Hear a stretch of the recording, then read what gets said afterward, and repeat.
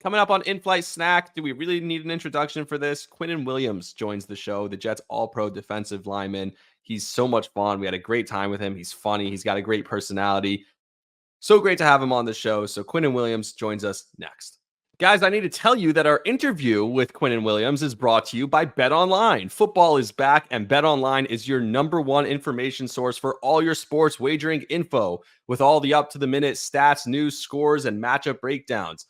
Get the latest game odds, spreads, and totals from the NFL and college football at your fingertips with BetOnline's real-time updates on statistics, news, and odds. From week 1 all the way through the college football playoff and the Super Bowl, BetOnline gives you access to the best football promotions and contests available anywhere online.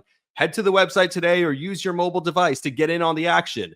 Remember to use our promo code BELIEVE, that's BLEAV, to receive your 50% welcome bonus on your first deposit. That's again, promo code BELIEVE, BLEAV, for a 50% welcome bonus on your first deposit. Bet online, where the game starts. Let's go empty. Shotgun Fitzpatrick. Underneath. Powell catching current. Powell stays on his feet. He's gone. Touchdown. Jets. Below Powell. High plays you can get. Rodgers in trouble again. And he's sacked again by Quinnen Williams. What a beast. Number 95 for the Jets. Standing around blocking no one, but look, he's working the center here. Fires, and then he thinks he's going to pass him off, and no one's there. He just relentless to Rodgers. Yeah. I think the consensus the last couple of years is the best defensive player on the Jets is Quinnen Williams. Yeah. Not only are you maybe not the best defensive player on the team anymore, you might not be the best defensive player in your own family anymore.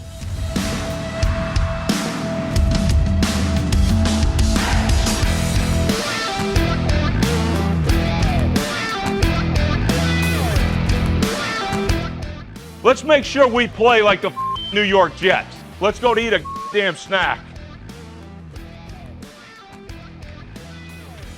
Yo, it's Quinnen Williams here, and you listen to In-Flight Snack on the Believe Podcast Network.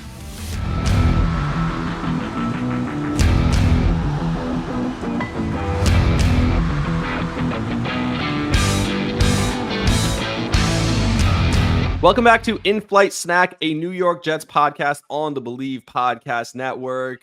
My name is Rami, Lavi. That's Bilal, Powell. We have an incredible show today because, as you see in the headline and as you've heard in the open, Quinnen Williams, the all-pro defensive lineman for the New York Jets, is joining us today. We have had an incredible conversation with him. But before we get into that, I just have to hit on this because the Jets win a game, and we didn't talk about it in last episode because the reports were optimistic at the time. But can the Jets win a game without someone rupturing their Achilles, please? So far, they have 2 wins this year, and they have 2 Achilles ruptures. And isn't that typical Jets that even in the wins, it's devastating? Even when we win the games, we feel like, my God, I can't believe this happened to us. And it's happening again. With Elijah Vera Tucker, it feels like they finally had the offensive line figured out. They finally figured this out where they're going to put Mekhi Becton on the left side. They put AVT on the right side. They figure it out with Joe Tippmann, who's been fantastic. He's been one of the best offensive. If you're watching Brian Baldinger's breakdowns, he's been one of the best offensive linemen in the league, according to Brian Baldinger and BFF and all these things. And the Jets lose another offensive lineman. So far, 2 wins, 2 Achilles tears. And now a man who doesn't know who Joe Buck is, Bilal Powell. What do you think about that? Man, listen, this is 100% injury rate. And you hate to see Elijah go down with this injury, especially like you said, man, we finally seem to figure it out with the offensive line and going in the right direction. But I will say this, there's always a year of something, Rami, always. I remember when there was a year of hamstrings that we couldn't just get rid of. I remember shoulders, ACLs. There's always a year of something. And you just hate to see this for the New York Jets, who I think in the past few weeks have been moving in the right direction, taking this blow again, another win, but another negative. Same old Jets, right? But I mean, I think they can figure it out. I think they continue to climb. I think they found their rhythm. And let's just hope that these guys that can come in and fill some big shoes, coming in and filling his shoes right now, Elijah, it's going to be tough, but I think you can do it. You talk about the guys, there's a few options. Obviously, they went out, they worked out Lael Collins. I don't think that's going to happen because if Lael Collins, you let him walk to the Giants the next day and take a physical there, then it probably means you didn't like what you saw. And Lael Collins wasn't very good last year. They do sign Dennis Kelly to the practice squad, but the internal options, Max Mitchell, Billy Turner, There's going to be some options there. Where do you see them going the rest of the year? Um, Obviously, whoever looks the best. I'm sure those guys are going to get equal amount of reps in practice. And just from an evaluation standpoint, I think that they'll go with who's the best, who fits the best scheme moving forward. Now, Nathaniel Hackett has to go back to the drawing board with scheme, like what fits that offensive alignment. Like now, you have to tweak your offense based on not your quarterback, but now missing an offensive alignment. So now, do you go completely run heavy? Do you keep this guy out of pass situations? Do you keep him out of the drop back situations? Is he better in the play action? There's so many things that you have to evaluate. So I think they'll do a good job this week of getting those guys the amount of reps, Billy Turner, Max Mitchell, and just see who fits it the best, honestly, and may the best man win and come and help the New York Jets win for the rest of the year. Something we've been talking about all year is that they've been going with the best players, the players who help them win. They're not currying favor to guys like a guy we'll talk about in a second, Mecole Hardman or Carl Lawson, who they brought in free agency. They're going with the people who give them the best opportunity to win. Dwayne Brown didn't look great, but maybe he was hurt and he rushed back, and that's why he didn't look great. He goes on IR. He'll be eligible to come off and come back after the bye week. I wouldn't touch Mekhi Becton. I'd keep him on the left side. He's been so good. His spirits have been great. One of the things we saw is Mekhi Becton running off the field with his arm around Nate Hackett after that game. It looks like he's in a great headspace, even with Rodgers not with them anymore. And you'll hear Quinnen talk in a minute about how Rodgers is still with them, even though he's not with them. And I think that, do you bring a guy like Dwayne Brown who struggled, but he's a veteran presence? Do you try and put him on the right side? We know he's been, I don't know if I want to say unwilling, but kind of been 20 years or whatever in the league. He's been on the left side. It's kind of hard to move him to the right side at this point, but I wouldn't move Mekhi off the right side. What do you do with Dwayne Brown if he's ready to come back? Again, evaluation. How is he looking in practice? It's one of those things where you have to go to a practice squad player. You put your best practice squad player on that side and say, we need you to give him an all-pro look. We need to see how this guy moves. And like you said, I wouldn't touch Mekhi Becton. I keep him at the left tackle. I would give him another opportunity and see where he's sitting as a veteran, a guy who's been in this position, right? A guy who understands being on the back end of his career. This is where you fit. Let's see how it fits. Honestly, there has to be a whole bunch of evaluation going on, and I'm sure the New York Jets and in the front office, man, they'll figure it out.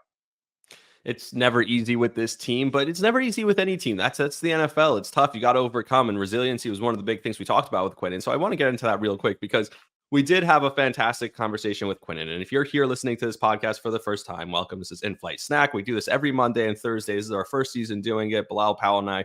Bilal's a fan favorite, so I know people are excited about that. But if you're listening to this because you want to hear Quinnen Williams, welcome. I appreciate you listening, but maybe just subscribe, tune in a couple times, see if you like it. You never know. Maybe you will like the podcast, and you probably weren't expecting to hear us breaking down the offensive line for the first 5 minutes of the show, but here we are. So we got to do our show the way we do it. And if you're here for Quinnen, I appreciate you. Just 2 quick stories about the interview before we get into the interview, and I'll just tell them. First of all, I need to thank Bilal because I know that Bilal had a certain amount of respect with the fans, and Bilal's a fan favorite, but you also, something that was so interesting was the second Quinnen gets on the call, I ask him, like I ask any guest, how much time, is a little behind the scenes, how much time do you have for us today? I don't want to take too much time. And he said, for Bilal, however much time you need. You see that, Bilal, you had that kind of respect in the locker room. So I appreciate you. I mean, if it was anyone else, I don't know if he says that. And so I really appreciate that. The second thing was, and I didn't tell you this yet, so I kind of want to hear your reaction about this. The second we finished the interview, we ended up staying on the Zoom call for a few minutes and just kind of talking about it. So I totally forgot that we had just done the interview. So I just X'd out the Zoom call when I was done. The problem is if you exit out, you can't download the file. And I was losing my mind. I thought I deleted the whole interview. I thought I deleted the entire file for like 5 minutes. I didn't. If you've been seeing the social clips, you know that I didn't delete the file. I was able to recover it through like the back end of it. But I was sure that I just X'd out of the Zoom without saving it. And that would have been tragic for me. I don't know what I would have done. I guess we would have had to have like Quinnen on again next week or something. I don't even know what we would have done. I would have just like cried. But that was scary. I didn't say anything to you because I don't want to freak you out. So I recovered it. I fixed it. But again, appreciate it, man. I appreciate you, man, for being a good co-host, man. You bring a different energy, and we kind of balance each other out, man. keep bringing in the guests. It's always going to be a surprise each week. I think not only we're just going to bring anyone in, we're going to bring people in that love the New York Jets, that are part of the New York Jets, and different careers, different industries. Yeah, and it's been fun so far. We won't be having Joe Buck on the show, like I mentioned earlier, because Bilal doesn't know who Joe Buck is. So, Sorry, Joe. I know your face, Joe. I didn't know. I couldn't put a face with a name and a name with a face until I was like, oh yeah, okay. Now I know Joe Buck. Yeah, exactly. Speaking of the Jets, though, on the current roster, we talked about playing the best players. Mecole Hardman hasn't been getting playing time, and now there are rumors about him potentially being in trade packages. We saw Irv Charles was brought up to the active roster, so there's other guys that they're kind of playing above him. And we talk about Xavier Gibson a lot. Seems like he's still getting the practice reps above Mecole Hardman, despite his struggles against Denver in the kick and punt return game. Mecole Hardman said, I just want to play. I don't care if it's here or anywhere else. I just want to play. I'm not going to be a distraction. But you understand, this is a guy you paid $4 million to. You brought him in free agency. And what we kind of suspected is that this is what happened. The guy like Xavier Gibson, who you didn't expect, came in and took over basically the same role. The pre-snap movement, the running in motion, the punt returning, all that stuff that you would have had Hardman do. Now you're having Xavier Gibson do. How do you think this works itself out with Mecole Hardman? I think this is the lane that Joe Douglas does a great job with. It's being able to find a trade that's going to help with some draft picks down in the future. And we saw the Jamal Adams trade and what it did for the New York Jets. The reason we landed Breece Hall, who is a stud right now. I think this is the lane that Joe Douglas he's know how to strive with this situation. I think he knows what works best with this situation. But from a player standpoint, from a teammate standpoint, I will talk about this. Mecole Hardman, his attitude. You don't hear him saying anything in the media. And he say, hey, I just want to play, whether it's here or somewhere else. And as an organization, maybe you don't have a spot for him here.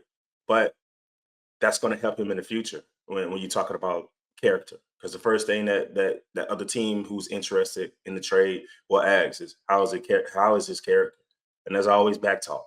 Right, there's always talks behind the scenes. So I think he just helped his future, not only here in New York, but going to play elsewhere. Like, everybody's a competitor in this league. If a guy who came from a Super Bowl winning team to come to a team who hasn't had any success even reaching the playoffs, and to sit and knowing how much value he had in the winning the Super Bowl at his other team, he's probably like confused. Like, I'm confused, honestly. As a fan looking outside in, I'm confused as to why you go pay a guy $4 million and don't use him. A guy who I think can add value to the offense, especially a struggling offense early on this year. I'm confused, but there's something that doesn't fit with Mecole Hardman in the New York Jets. So keep the positive attitude, Mecole. I would like to see him on the field just based on that attitude and that attitude alone. Yeah, and it can help out, especially you talk about offsetting, and we'll talk about this a little later in the episode, offsetting the Eagles pass rush, using a guy, a speedster in the backfield and getting him the ball in space like him, like Mecole Hardman and Xavier Gibson and Garrett Wilson. There can't be too many of those guys that you can use in space and get them the ball quickly. I think it could be a big part of the offense if they choose to go that direction. Real quick before we throw it to the interview, because I know people have been waiting and I'm waiting. I'm excited for everyone to hear it. It's fun. It was a fun conversation we had with Quinnen Williams. We said we were going to do this 18 weeks of the season, 4 or 5 games in now is about a quarter of the way through the season. I guess, yeah, there's 18 weeks, 17 games. So about a quarter of the way through the season. You very early on the podcast said NFL teams look at the season by quarters. There's the first quarter, second quarter, third quarter, fourth quarter, right? So it's the first quarter. It's over. What kind of grade would you give the Jets in the first quarter so far this season? I have to go with a C minus. And the only reason they're even a C minus is because of the defense. The defense is they're playing great right now. And had we talked about this a couple weeks ago, we probably would have been at a D minus or an F. Yep. Based on the performance that we saw from the offense. But man, week in, week out, this defense has been giving our team a chance to win versus very good football teams. You're talking about a Kansas City Chiefs coming in, jumping up 17 points, and only ending up with the game with 23 points. So I mean, they held their own. This team is being held by the defense at a C minus. What about yourself, man? Yeah, I mean, one of the leaders of the defense will be joining us in a second, and they've had two guys on the defensive line who are top in the league, Quinnen being one of them, and JFM being, Bryce Huff being the other, and quarterback pressures. Two guys who are pressuring the quarterback that much. That's where it starts on the defensive line. Like, I went a little bit more positive than you. I said a C, not much more positive. The thing about football is it's so week to week. Like, if we were coming off a loss to Denver, this would be an F. If they if this was 2 weeks ago, like you said, we did this after after the first quarter of the Kansas City game, we would have probably said an F. But right now it's a C because I think the way the resiliency they showed, the way they pulled it together. What's really sad is if they go on a run in the second half, we're going to really, really live to regret that New England loss. That's a game you had to have. If they win that New England game, we're probably looking at a B+. The only reason I'm saying C is a little bit more positive is because what are the expectations when Zach Wilson comes in? They fought through. The expectation are probably zero once Zach Wilson comes in. This was a team that was built around Aaron Rodgers, and the second he goes out, which is 4 plays into the game, the fact that they've won 2 games, the fact that it feels like it hasn't bursted at the seams, it's stayed together, is incredible, and that's something we talked about with Quinnen Williams. So before we do anything else, I want to kick it over to Quinnen Williams, to our interview with him. We had a great conversation with him. I enjoyed it very much. So before anything else, let's do that. Let's take a quick break, and then we'll come back with Quinnen Williams. Joining us now on In-Flight Snack, he needs no introduction. He is an all-pro defensive lineman from the New York Jets, Quinnen Williams. Quinnen, thanks for doing this. Appreciate you coming on. Thank you guys for having me, man. It's an amazing time. So the first question, we got to start here because congrats on the win. It was an awesome win in Denver. It felt like the team really needed it. I want to start with this because we saw a lot of stuff coming out, a lot of guys talking about Nate Hackett. How does that manifest itself on the field when you guys are actually going into a game? Once you're between the lines, do you feel like you're fighting for Nate in the same way? Because that's what everyone talked about after the game, but it felt personal. How does that manifest itself on the field?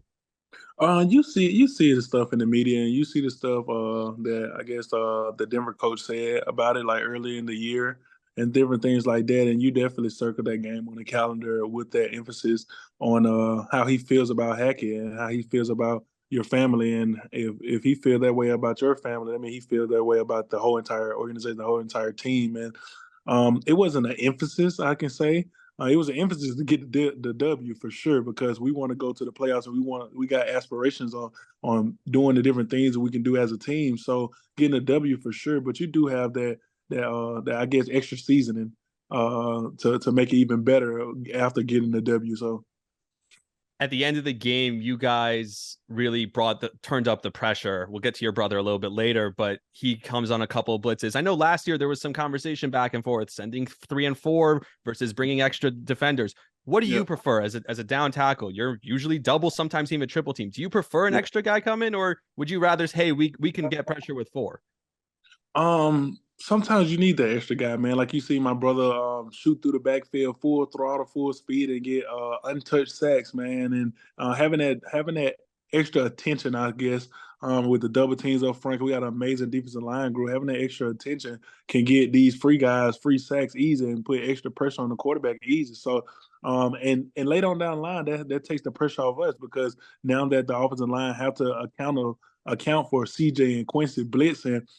They have to focus on those guys more and to give us more one-on-ones also. So the main objective is get the quarterback down. The main objective is get the offense the ball, get off the field as quick as we can, so we can get the offense more opportunities. So whatever we got to do to beat the number one defense, to win football games, and to get the offense the ball as many times they need is the main goal. So, all right, go ahead, Q, we talk about watching your brother fly around. We talk about you in the game plan of sending extra blitzers to keep the double team, the triple team off of you.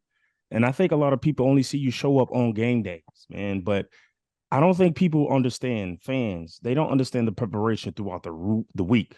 Mm-hmm. So what is a typical week for Quinnen Williams getting ready for an opponent? Mm-hmm. I do a lot of film watching, a lot of studying. A lot of teams that we already played, I played in my career, so I go back to those archives, man, and look at what I've drawn my rookie year, my second year, my third year, on the players that I'm going against. Like, for example, I went against Ben Powers, left guard for Denver Broncos. I played against him last year at left guard at Baltimore Ravens, so I had the same notes, the same thing, and see if they see if they in line on what he's doing new this year, what he got better at this offseason that I can see on film. So on a Monday, I probably get my body right for sure, man. Recover my mind, recover my body, recover my spirit, man. Just pray and get my mind back in it, because football is a hard game. Football is a stressful game. So get my I guess my balance aligned, because you get a W at a high, you get a loss, you at a low. So get back aligned in general, man. On the Mondays, Tuesdays, recover again. Dive in a little film a little bit. Wednesdays, going full throttle with film and working on my craft, trying to sharpen my axe and use the different moves I'm gonna use on game day. Thursday, same thing, man. Just trying to get a little faster, get a little better on what I'm going to do on game day. Watch a little more film on different opponents that I'm playing against. I think Friday is the biggest day where I call it my family day, my super balanced day, where at work I study film and watch film and get my body right. But when I come home, I just tend to my family, man. Like, cause that's my why, and I always go back to my why for the reason I play this game. And you can never let I guess the main goal, the main focus, intercept your why. So my why is like my Friday is like all my attention to my why, and that's my wife and my daughter. And we go dinner or go to David Buster's all the time, do something different fun with them, man. Saturday I'm locked in, man. Like I'm locked in. I'm reading over my notes, reading over my plays. My body feeling great. Just sleeping on and just manifesting what I'm gonna do on Sunday. And then Sunday is show day, so. That's awesome. And we appreciate you taking some of the time out of that incredibly busy schedule for us. You tweeted you tweeted after the game, Quincy Williams, first team All-Pro linebacker. So we got to get into that already. Yeah. I think the consensus the last couple of years is the best defensive player on the Jets is Quinnen Williams. Yes. Not only are you maybe not the best defensive player on the team anymore, you might not be the best defensive player in your own family anymore. What's it been like to see Quincy's growth turning into really like a Fred Warner type linebacker when it comes to that? He's been incredible this year. Oh, it's been a fantastic to see, man. Just to have a guy like that on your team. Like, I'm pretty sure like Bosa and Eric Armstead love Fred Warner, and super excited to have Fred Warner on the team. But man, I'm super excited to have Quincy on my team, man. He's a phenomenal guy, a guy who's been at his highs and at his lows in his career. And to see him, I guess, balance out his mindset and focus on the main thing and get better this offseason and do the necessary things that he can do to be this player. And if you look at him, man, he can tip his hat off to C.J. Mosley, which has a phenomenal leadership, a phenomenal football player, a player who's been doing the same thing for the last 5 years, man, who's been an all-pro linebacker, who's been a Pro Bowl linebacker for the last 5 years. And to have that leadership, and you can see Quincy taking a toll to what CJ's doing and what he's learning in his own way. And just you can see him flourishing like a butterfly now. And we always stay consistent. We always stay humble. We always stay, like I said, a balance, not too high, not too low. And that's the biggest thing that you can see out of Quincy is like he's staying consistent and week in, week out. No matter if he have a bad game, no matter if he has a good game, he just clean the slate and back to the next day. So. Yeah, and again, he could also credit you. How much of that process, when they're bringing him in, are they coming to you as Joe Douglas coming in and say, "Hey, Quinn, tell us about your brother," because he's out there? And are you going to JD and Salah and being like, "Hey, let's get this guy in here"? No, not at all, man. Like I remember the first day he had came, it was like they had called me, and it was like, "Hey," me and Coach Salah was talking, me and Joe was talking. He was like, I was in the building. They was like, "Hey, you want to hear something funny?" And I'm like, "What's up?" Like, you know what I'm saying? They was like, "We bringing your brother in," and I'm like, "Okay, cool. Like, that's pretty cool." You know what I'm saying? And they were like, "You're not excited?" And I'm like, honestly, I want to win. You know what I'm saying? Like, I know this sounds cliche, but like, bro, I lost last year. Like, I want to win this year. Like, I want to win a lot of games. I want to win the Super Bowl. I want to be the number one defense. I want to be a Pro Bowl defensive tackle. I got a lot of expectations in the ceiling. So, whoever you guys bring in here, man, make sure they're ready to win.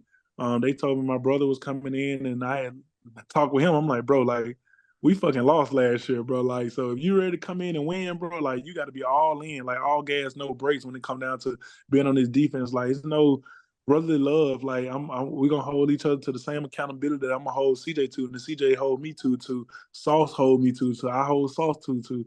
It's like we all brothers in that defensive room. So it's no, like, special privileges, I guess, or, like, no leeway. Like, Quincy, you missed that tackle. You're going to get, nah, fuck that. It's like, bro, you need to make that tackle because that tackle going to help us win this football game. You know what I'm saying? So it was funny because they was like, I thought you would be more excited, Q. And I'm like, bro, I want to win. We win football games, it's going to make me excited. So, Yeah, well, speaking of that though, Q, man, and you're talking about the excitement of bringing your brother in, and the first thing you say, man, I want to win. I want to win a Super Bowl.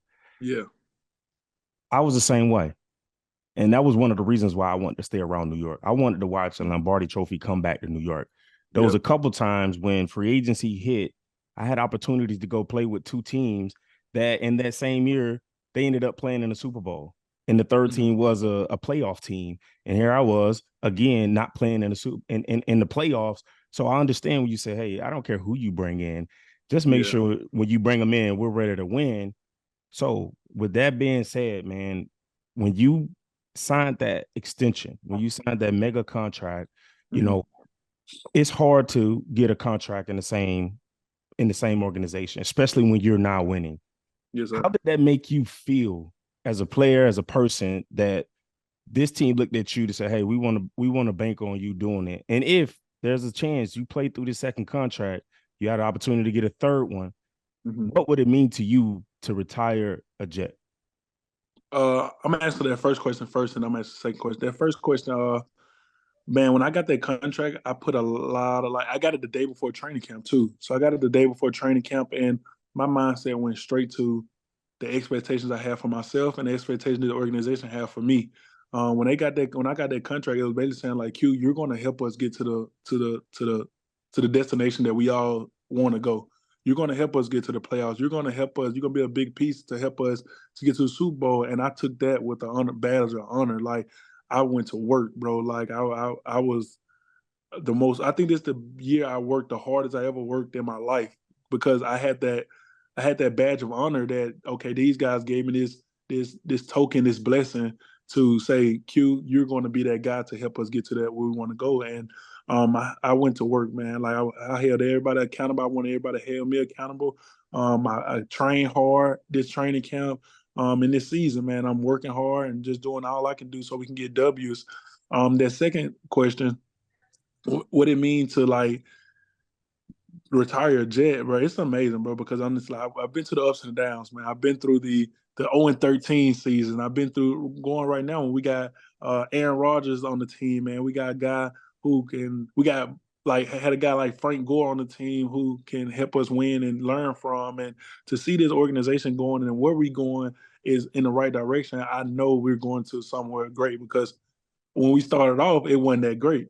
So to see we keep building, to see we keep bringing in guys who got experience level in winning football games, experience level on being a great leaders, bringing great people outside of football. I know this organization going in somewhere that's we're destined to go, and I want to be a part of that for sure. And I want to be the big reason why we get there, and that's my main thing. So. You mentioned two things there. One, you mentioned the timing of the contract you signed right before training camp started. And the other thing you mentioned is you keep talking about it is winning. So about winning first, defensive tackle sometimes is a position that doesn't get the glory stats. You're, like I mentioned earlier, you're double teamed. Your job is to help everyone else around you. I think Aaron Donald has really helped the defensive tackle get more recognized, right? Despite it not maybe the sexy stats not being there. But it sounds like you don't care about any of that. You only care about winning. And the second thing on that same note is how important was it for you to not, I don't care if I get the top dollar or that maybe that's my agent's job. I want to have this out of the way before training camp starts so that once we're in the building, we can be focused. I definitely wanted to be not a distraction. I definitely wanted, when it come down to the contract negotiation, I definitely wanted to get it done before training camp because I didn't want to be a distraction, man. I hate being a negative distraction. Let me say that. I feel like if I would have got it done, like I honestly wanted what I deserve, what I produce. You know what I'm saying? I'm not this guy who want to get this aspiration contract and I don't deserve it. I work my tail off for what I deserve. I don't want more than I deserve, and I don't want less than I deserve. So we end up doing a great job on getting the exact number what I deserve, man, when it comes down to the market price. And like you say, Aaron Donald set this amazing standard for the defensive tackle group, and it really changed the game when it comes down to defensive tackle and how they look at it. Like I remember I was laughing with it was either Marty Lyons about the defensive tackle group back when he was like everybody was run stoppers. And when he got moved from DN to D tackle, he was a pass rusher and he just rushed the passer and he felt like it went unnoticed back then. And now Aaron Donald is doing the same thing. He's like, now Aaron Donald get this super glory. He was just joking with me like, I've been doing that. So, but yeah, man, like it's an amazing opportunity to be able to like not be a distraction going into training camp, to be able to get there with my teammates and work to this. Everybody work to this goal, like is going to the playoff, winning the Super Bowl, and becoming the number one defense. So, and you talk about playoffs and you talk about Super Bowl. Mm-hmm. We all know when Aaron Rodgers came in, how high this city was. Yeah, everybody it was nothing less than a Super Bowl. That's all you heard. Mm-hmm. And then he goes out and he gets hurt on the fourth play as a New York Jet. How has the expectation held up for you guys as a team and saying we can still do this despite of hearing everything right outside saying, oh, Zach Wilson and the same old Jets? How have you guys as a team, as an organization, kept the same standards of saying, hey, we can still be a Super Bowl contending team? Mm-hmm. I know for sure everybody felt the same way, man. When Aaron went down, everybody felt like a gasp of air, like almost, you know what I'm saying? But when it come down to, I'm going to only speak for the defense. When it comes down to defense, man, your job is to keep the other team from scoring. Yeah. No matter who's the offensive quarterback, no matter who's the offense in general. If they score 0 points, they're not winning. And when we came back into that after the Buffalo game, we came back to that meeting room. That was the standard. Nobody should score on us. Nobody should play against us. Nobody should score on us. We want to be the number one defense. There's our opportunity to show the world that we're the number one defense. If nobody scores, nobody wins. Mm-hmm. And that was our standard. That was our mindset. Still to this day, that's our standard and our mindset. So when it comes down to playing defense, we go out there full force expecting each and every one of us, to be on communication, each and every one of us to be playing lights out, each and every one of us to play in the same goal on this team we playing against is not going to score on us. And that was our main standard and main focus. And like you said, like Aaron there or not, man, like our still goal is the playoffs and Super Bowl. Like every single year I lace my cleats up, I want to win the Super Bowl. Like, that's not no year I come in and say, oh, I just want to win 5 games this year. I just want to win this. Like, no, like, I want to win the Super Bowl. Yeah. Like, I won a national championship in college. I won a state championship in high school. I won a Pop Warner championship in Little League.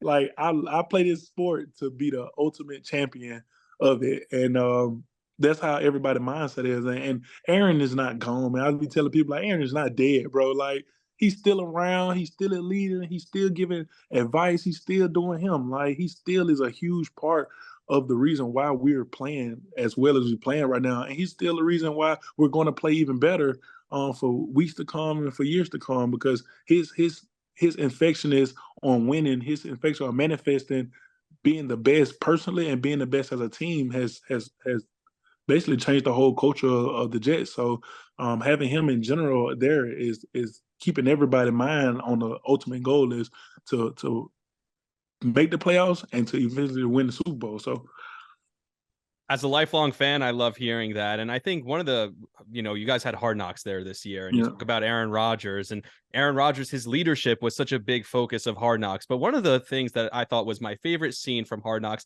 was 2 things. And it kind of relates to everything you talk about in the leadership role. Maybe you feel like you had to step up your leadership with Aaron Rodgers out of the building for some time. And there was one scene where Robert Saleh is giving this speech where he's talking about the 4 levels of competitors, and the highest level is a commander. And then later in practice, I don't know if it was later that day, but the way they set it up in the episode is later. And have you watched it, by the way? I guess I should ask you. I think I watched the episode you talking about. Like, I'm a commander. So he says to you, he says, I love that you're a competitor. And he was complimenting you, but you quoted back his speech that he gave to you. And you're like, no, I want to be a commander. To me, like, I was so happy when I saw that, because I was like, not only is the message getting home that coach is sending, the message getting home, you're taking it out to the field, and you want to be that guy. Like, when you said that, did you know, like, this was something that, like, this is what I take that message that coach gives us in that room, and I take it out here? Oh, for sure, man. Coach gave us an amazing message, the message you were saying, and it hit me home because if you look at what he said a competitor is a guy who does every single thing right to the highest of his ability and to the best that he can do. But a commander sets him apart, and a guy who does the same thing a competitor do, but bring people along with you. And this is the ultimate team sport. Like, you can't just be the best D tackle in the NFL without having, you know what I'm saying, guys around you to help you win this football game. And it stuck out to me strong because I'm a good football player, man. I work my tail off, and I do every single thing right on the field and off the field. But you would never win if you don't have everybody around you doing the same thing. And he put a picture of these ultimate competitors like Ray Lewis and Ed Reed and Troy Polamalu and all these super ultimate commanders. And I'm like, you know what? I want to be that. Like, that's what my legacy want to be like. I want to be a commander. So it was funny because after that meeting, every single day I was like, okay, bet I got to make sure I'm on my game, and I got to make sure somebody else right behind me or right in front of me, or I'm pushing them to be the best. And I took a whole, like, a lot of guys, but this main guy who I made sure I was on was Jermaine Johnson. And he was a guy that had the ability, had all the strengths and different things like that, but he just needed that extra push. And it's so crazy because he had one of his best games, and we was laughing today about Denver. He had his best game in Denver, and he was laughing. He was like, "Man, Q, you see my PFF grade?" And I was laughing like, "Man, I don't keep up with PFF, man. Like, after PFF lied on me last year, man, like, I don't keep up with PFF no more." And he was like, "Man, I had a grade out of 90.8." I'm like, "Man," I was just joking. I'm like, "Man, that's high as you ever been in your college, in NFL and college." He's like, "Honestly, you like, that's for real. Like, this the highest I ever been graded." And I'm like, "Man, like, to see him have a game like that and to have the confidence that he have now, I feel like all the accountability I held him to, all the pushing I held him to, all the being the ultimate commander, this off season and during training camp is starting to pay off for him, and it's starting to pay off for me and my confidence of being a leader. Because Bilal, no, I'm a guy, I'm a funny guy, but I'm not really a big rah leader type guy. Like, and this year I've been that voiceful leader. I've been that person to step up and tell people accountable and hold people accountable and push people in a positive way, because I want to be great and I want to see them be great also. So to see him have his best game of his career, college and high school, was amazing to me. And the confidence level that he have now to go out there and say, "Yo, I could be one of the best DNs, the best edge rushers in the league because I already put it on tape." So it was an amazing, I guess, example of me being a commander. So, Man, Q, you said two things that stuck out to me, man. You said I do the right thing on and off the field. mm-hmm. And honestly, man, organizations are not investing in guys if you don't do both. Yeah. And that's the truth. And you talk about being a family guy.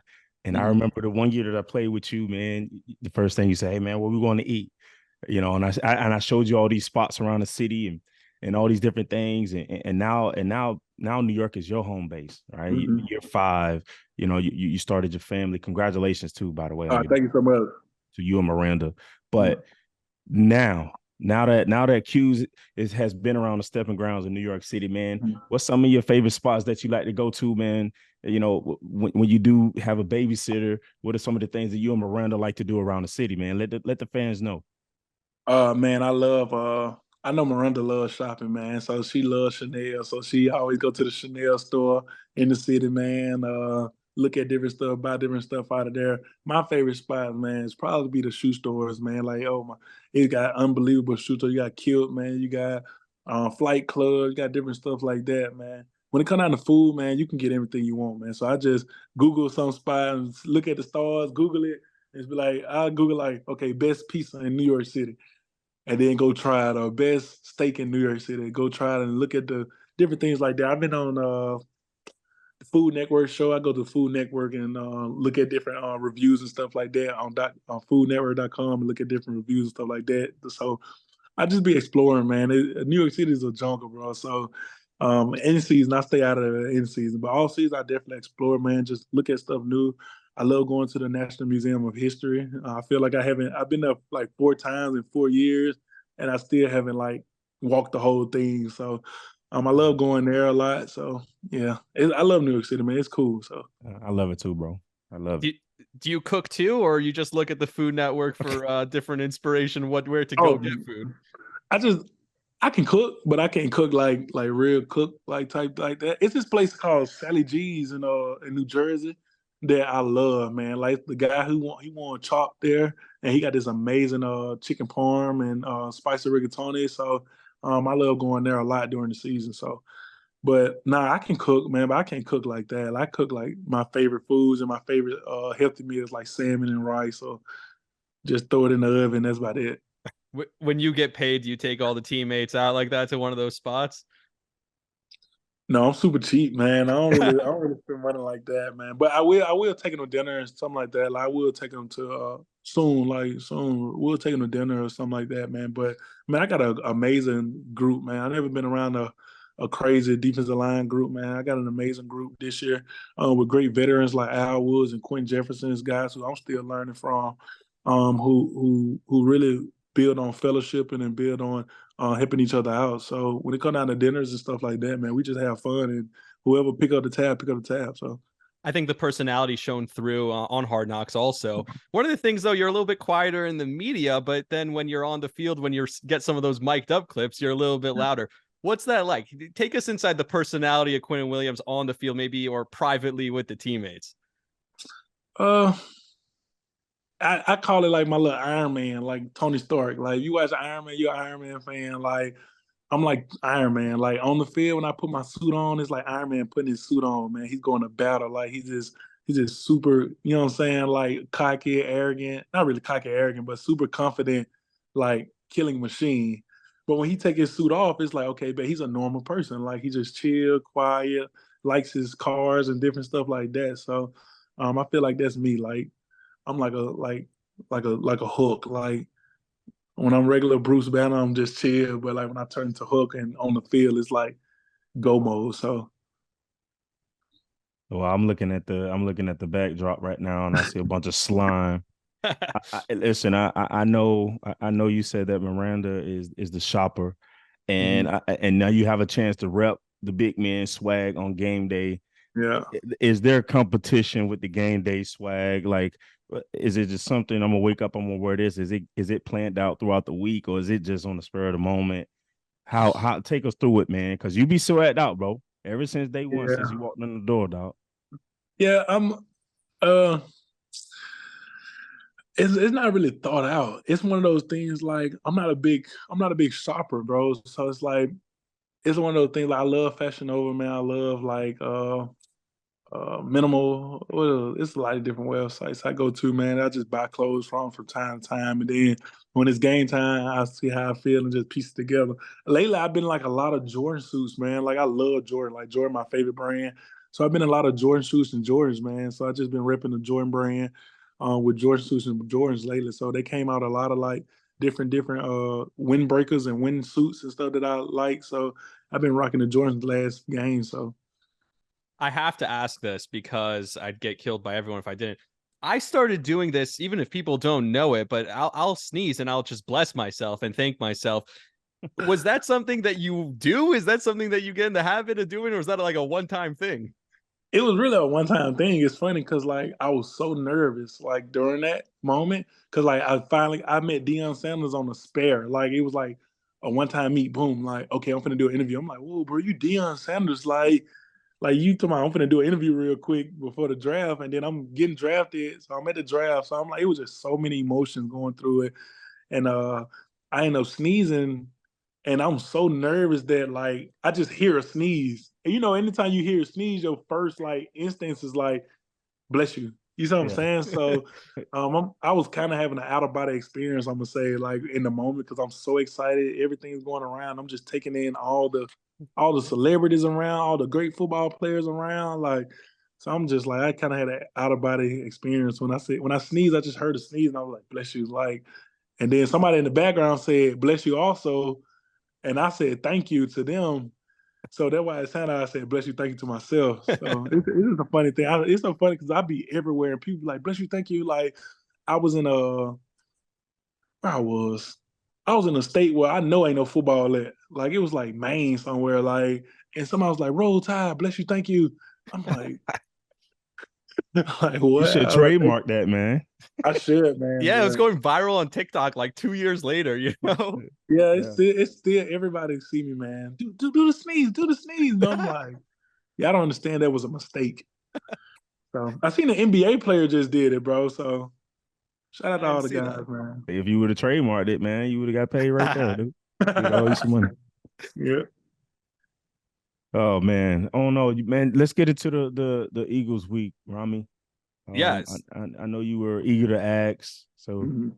let's get Yeah. to it. I think the Eagles, their biggest strength is in the trenches, offensive, defensive line. You're going up against the big boys there, right? Yeah. Taylor Swift's boyfriend's brother, a lot of people to look at there. So Yeah. what's your mindset? What do you guys need to do to be successful on Sunday against one of the best, if not the best offensive line in the league? First of all, man, I love playing against like the Eagles, Kansas City, these great playoff Super Bowl caliber teams, man. Yeah, but can we because start winning a couple of them?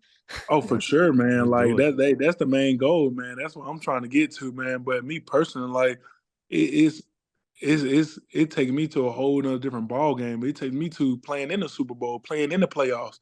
If I want to be the player I want to be, and I want to go take this team to the destination that we want to go to, these are the games that we gotta execute the hardest, produce the fastest, play the hardest, even prepare the best you ever been, because these are Super Bowl caliber teams, and these are the teams that you're gonna have to beat in the Super Bowl or beat in the playoffs to even make it there. So these games I love, man, and going against a great quarterback, a great offensive line. Like that they have, man, is amazing. Like it's not my first time playing against Kelsey or playing against the Eagles offensive line, so I definitely got great notes and different things like that on them. And it's definitely going to be a battle, and I feel like one of the biggest tests in this year, because they do have one of the best offensive lines in the NFL, and they've been having one of the best offensive lines the last 4 years, 5 years. So Yeah, it carried them. So Bilal also talked about this a lot. Bilal, you talked about leadership. You talked about kind of resiliency. The way the season has gone, obviously Rodgers goes down, and then there's the question surrounding Zach. It feels like he's turned the corner a little bit. How does this team fight? How does this team stay resilient to stay together and really rip off a run the rest of the season?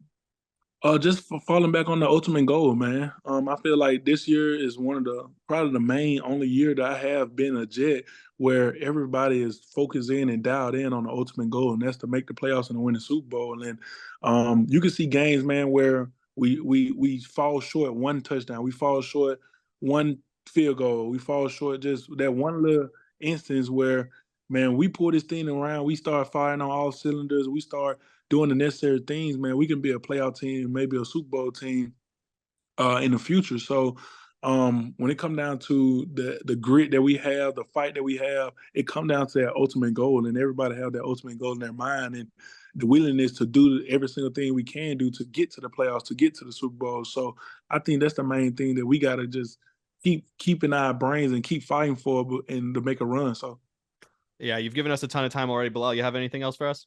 Man, no, honestly, one more thing, Q, and honestly, man, the first day you stepped in the building, we understand the importance of having veterans around. Now, year 5 for you, there are guys coming in the building now looking at Quinnen Williams as that veteran. I always knew from day one, man, I had a respect for you by the way you respected the veterans, because a lot of guys come in, they don't respect the veterans, and some of those guys don't last. You got to give credit where credit is due, and the guys that have come before you. But I gained my respect on Quinnen when I saw how he treated my kids and my family, and that's when I knew this guy was a good guy for the organization, a guy that you can, who was not only talented but, man, a great human being. So I take my hat off to you, Q, for that. Yeah. But and I'm excited to watch you guys go out on Sunday, man, and beat the Eagles. Honestly, yeah. I'm calling it now, dog. Thank you. Yeah, and again, like as a fan, we have to thank you because we appreciate it. Obviously, Bilal in the building, it's not lost on him. It's not lost on us. Do you have time for one more? Because I just thought of one more thing. Oh yeah, one more. Yep. Yeah, so just quickly, I think the team defense has been really good, kind of inside the 20s on both sides of the field. You got a couple safeties on one end, you hold team to field goals on the other. How do you stretch that to between the 20s? How do you expand that from, and Bilal and I talked about this a little bit on Monday. So how do you stretch that from, okay, we're really good in tight space, whether it's inside when you have the other team backed up, which Yes, Thomas sir. Morstead has been doing a great job of getting teams backed up Mhm. all the time this year, or whether you're in tight space and they're in the red zone. Mhm. How do you stretch that to between the 20s?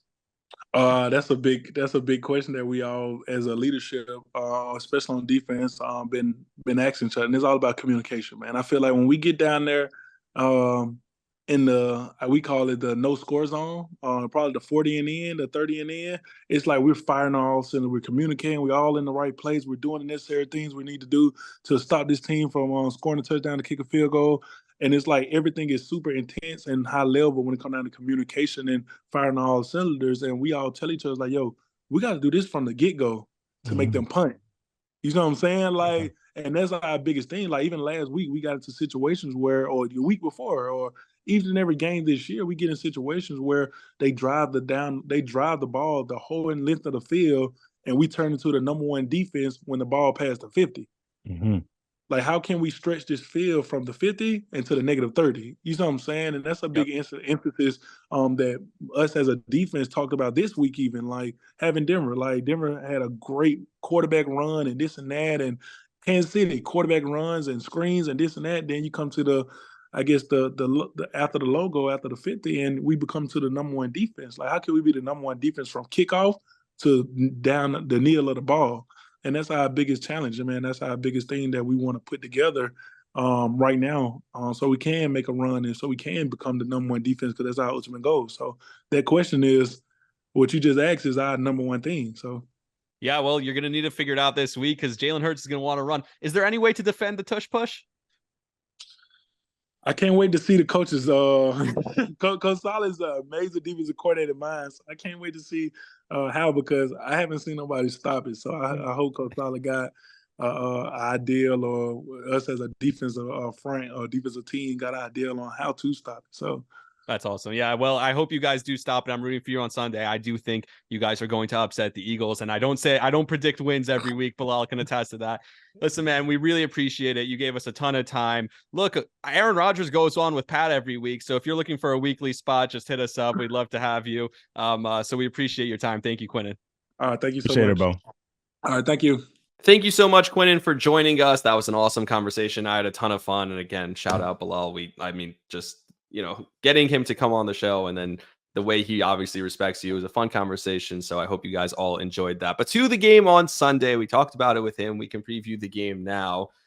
All time, the Eagles are 12-0 against the Jets. The Jets have never beaten the Eagles. Philly is 5-0 so far on the season, off to a great start, obviously coming off the Super Bowl run. I will say they haven't looked as crisp, as sharp so far this year, and yet still they're 5-0, so that's pretty impressive. They're probably if you look at the NFC, there's pretty much two teams that you could look at that are like, hey, one of these teams is going to come out of the NFC barring a major injury, and that's San Francisco, who's probably been the best team in the league, and Philadelphia, who's been incredible in the second year after a Super Bowl. Sometimes the Super Bowl losing team, you talk about the Super Bowl hangover. Not with them. 5-0 after losing the Super Bowl last year.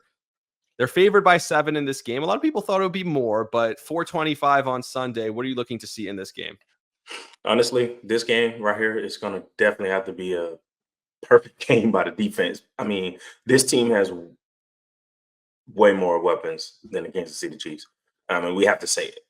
I think in the run game, Jalen Hurts can kill you.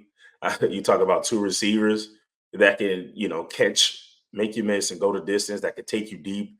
And DeAndre Swift, a running back that has been efficient in this offense. I mean, there's so many different ways. And let's not talk about the offensive line. I mean, this team right here, to me, is a better team than the Kansas City Chiefs. So I think that the defense, especially the back end, those defensive backs, are going to have a good game this week.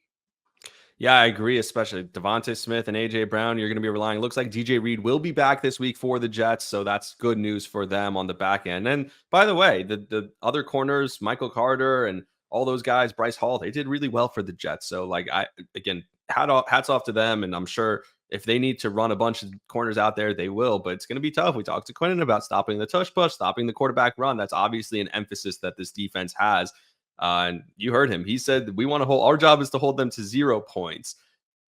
Here's what I'm thinking, though. I feel like it might be a little bit of a trap game for Philly because they're 5-0. It's easy to overlook the Jets. They're the Jets without Aaron Rodgers. It's a 4:25 game on Sunday. Next week, they're playing Sunday Night Football against Miami and the high-powered offense. Maybe they feel like they're kind of overlooking this one a little bit, and the Jets can find a way to take advantage. No, listen, that's why they always say this game is any given Sunday.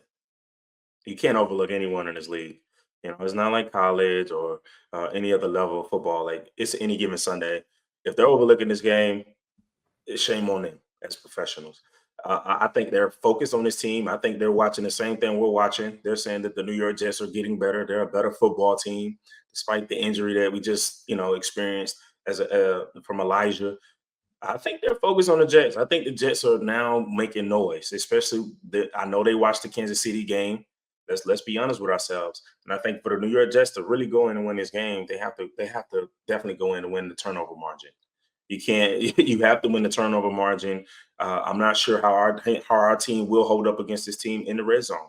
So I don't think the Philadelphia Eagles are overlooking the New York Jets right now. And I know they just watched Breece Hall. I know. We talked about the Denver Broncos and them not being a good football team, but rushing for that amount of yards at any level is a lot. So I think the Philadelphia Eagles definitely have their attention on the New York Jets and their focus this week. Yeah, and the Eagles, something they do is they don't make mistakes. They don't turn the ball over. They don't take penalties. That's what they do. They're going to try and control the game in the trenches with the offensive and defensive line. That's what they're so good at, and that's what they're going to continue to try to do in this game.